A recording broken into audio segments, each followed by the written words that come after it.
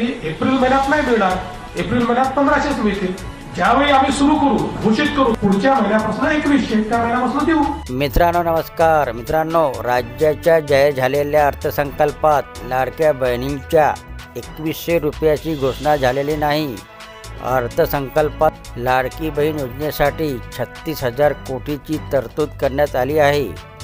लाडक्या बहिणींना 2100 रुपये देण्यासाठी काम सुरू असल्याचं मुख्यमंत्री देवेंद्र फडणवीस यांनी म्हटलं आहे। मी शब्दाचा पक्का आहे, बहिणींना नाराज करणार नाही, अशी ग्वाही सुद्धा फडणवीस यांनी दिलेली आहे।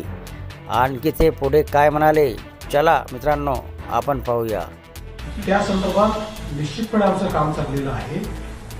बघा, शेवटी बजेटचा बॅलन्स ठेवणं हे देखील महत्त्वाचं आहे। जर आपल्याला सस्टेन पद्धतीनं आपल्या योजना चालवायच्या असतील तर आर्थिक शिस्त देखील आपल्याला ठेवावी लागेल। 3% वर जाता येणार नाही।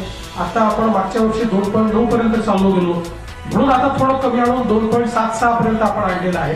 त्यामुळे याचा नीट बॅलन्स तयार करून आणि आता काही संसाधनं देखील आपण वाढवण्याचा प्रयत्न केला, ते करून आपण आम्ही बजेटमध्ये दिलेली आश्वासनं आम्ही नक्की पूर्ण करू। तर मित्रांनो, त्यामुळे सध्या तरी लाडक्या बहिणींना 2100 रुपयासाठी वाट बघावी लागणार आहे।